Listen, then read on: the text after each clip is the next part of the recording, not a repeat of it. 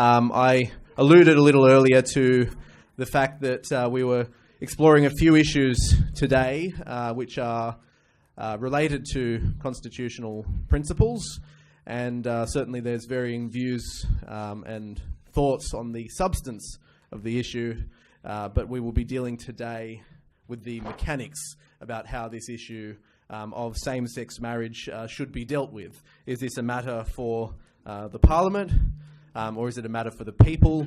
And if it is a matter for the people, by what mechanism should the people be dealing with it?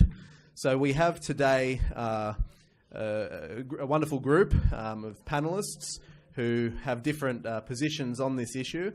I'll introduce each of them in a moment.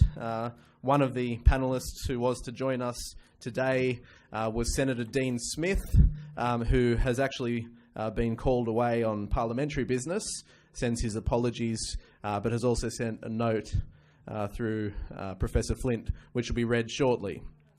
So by way of introduction, I might just start from the closest to me to the furthest for our panellists. The first is Sophie York, who I'm sure that many of you would know.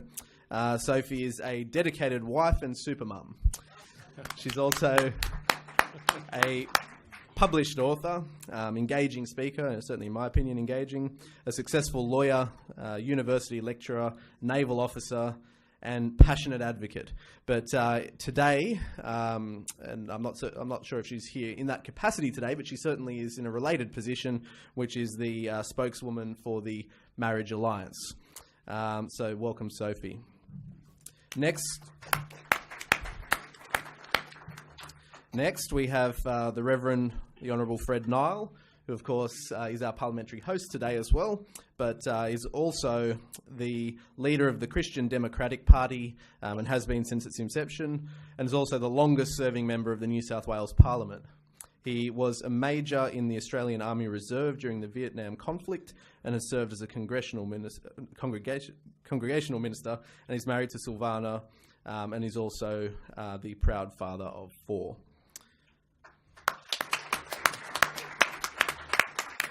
And 8 grandchildren. And 8 grandchildren, there you go. The next panellist we have is Rikki Lambert, who has been a corporate and country lawyer with a decade of legislative and political experience with the Family First Party. He's also the Chief of Staff to and is representing Senator Bob Day, who's of course the Senator for South Australia. And then also our final panellist, who, as I said, cannot make it, is Senator Dean Smith, and it might be an appropriate time to ask Professor Flint to read his message before we get into the panel. Message from Senator Dean Smith, Government Deputy Whip in the Senate. I'm very disappointed to have to share with Professor Flint my withdrawal from ACM's National Conference as an unconditional and passionate believer in the supremacy of Australia's constitutional arrangements and the importance of the Crown. At the apex of those arrangements, there are few events that could call me away from the National Conference. That said, a late-advised parliamentary commitment requires me to be in the far north of Western Australia to participate in the Kimberley Economic Forum. As someone who's committed himself in a very public way to defending Australia's great democratic traditions, and someone who's very alert to the constant and present danger of republicanism, I was particularly interested in sharing with my fellow constitutional enthusiasts the grave concern I have for the accepted ability for being given to plebiscites as a means of absolving Parliament of its role and responsibility in adjudicating on difficult and contentious issues. I do hope a future opportunity may present itself to allow me to share my perspective with you. In the short space available to me, let me state my position. The debate surrounding the plebiscite is not just about same-sex marriage. Critically, it has also brought into focus the fundamental principle of Australia's representative parliamentary democracy.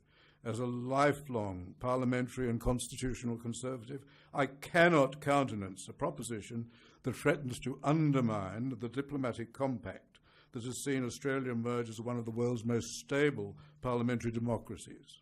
As a lifetime conservative, I'm not prepared to see the principle of parliamentary democracy, sovereignty, undermined for all time, simply because at this moment it is politically convenient.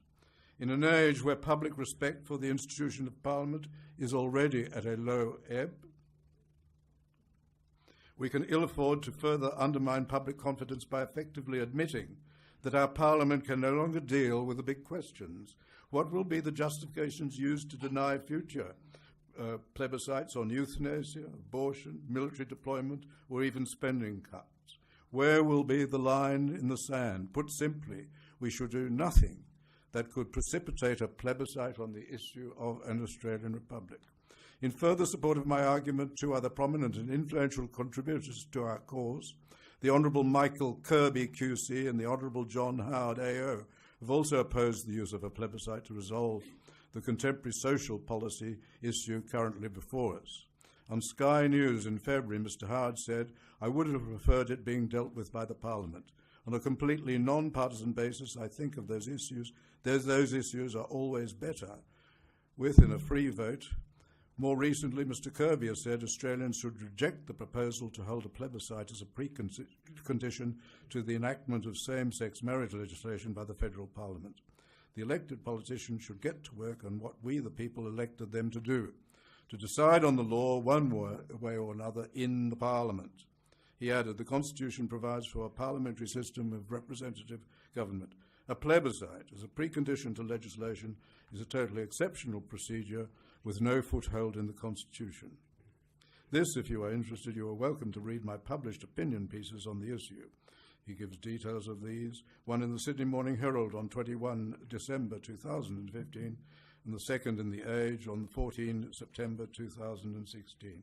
I wish you all a very enlightening national conference. With kindness and best wishes, Dean Smith.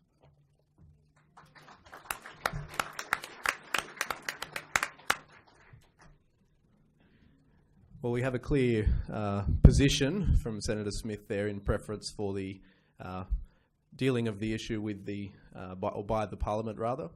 So we have some differing positions today. The way that we're going to conduct this session will be a statement from Sophie York, who has something that she's prepared, and we'll then open for questions. I'll lead those questions, and we'll then open to broader questions from those who wish to put one.